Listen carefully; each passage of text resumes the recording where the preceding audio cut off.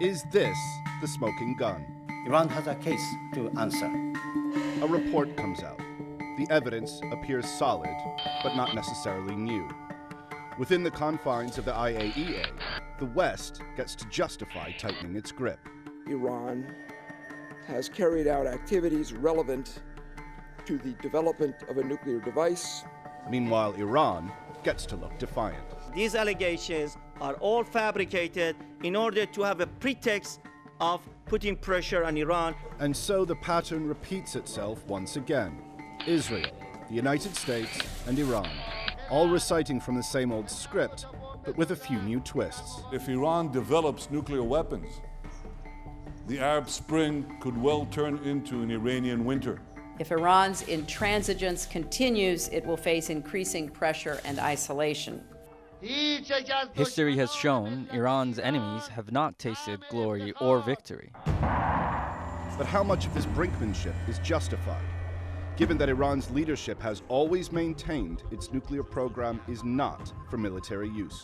Nuclear weapon does not add to our capability. It is more liability than asset.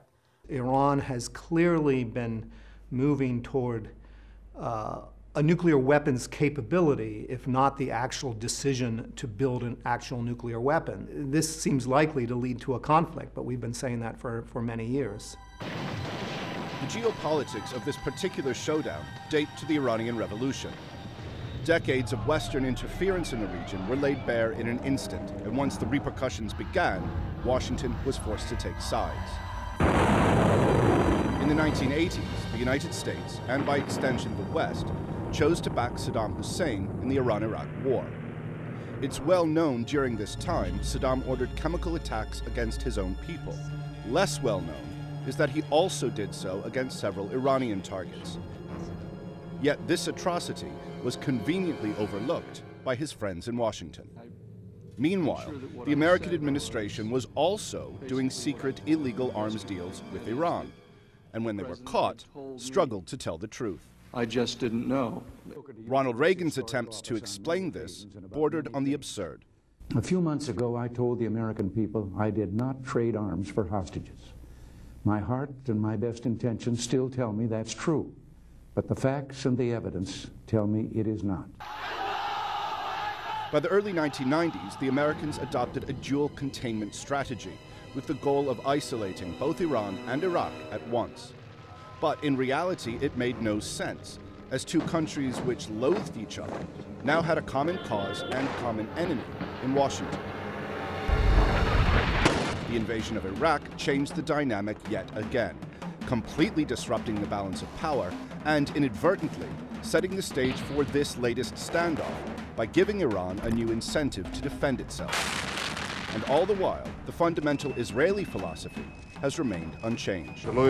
Israel is the first target, but it certainly won't be the last. Now, we can argue about whether that position is justified, but I don't think we can argue that this is pure propaganda. In other words, I think the Israelis actually genuinely believe it. Which brings us to today. From Washington's perspective, the wars in Afghanistan and Iraq have helped rid the world of terrorists and dictators. But Tehran sees another motive as it finds itself increasingly surrounded by American might. So, what's the solution? One possibility is that the Iranians make it clear that they're not going to go the whole way, and in a sense give themselves a possibility to do it technically but not actually do it, and then invite the Atomic Energy Authority in to basically see clearly how far they've got. That would be quite a clever move. Within Iran, there is overwhelming support for a domestic nuclear industry. And it's not just pro-Ahmadinejad supporters who utterly reject the hypocrisy that allows Israel to have nuclear weapons, but not Iran. In a sense, the nuclear program is part of an Iranian perception of modernity, that it is a 21st century country with 3,000 years of history and must be taken seriously.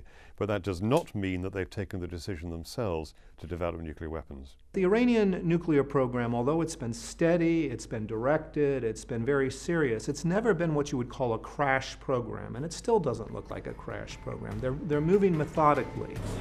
Understanding the importance of this point reveals that just as the West has been playing this international game to gain advantage, so too has Iran. And so the diplomatic maneuvering continues its twists and turns, much like Iran's nuclear program.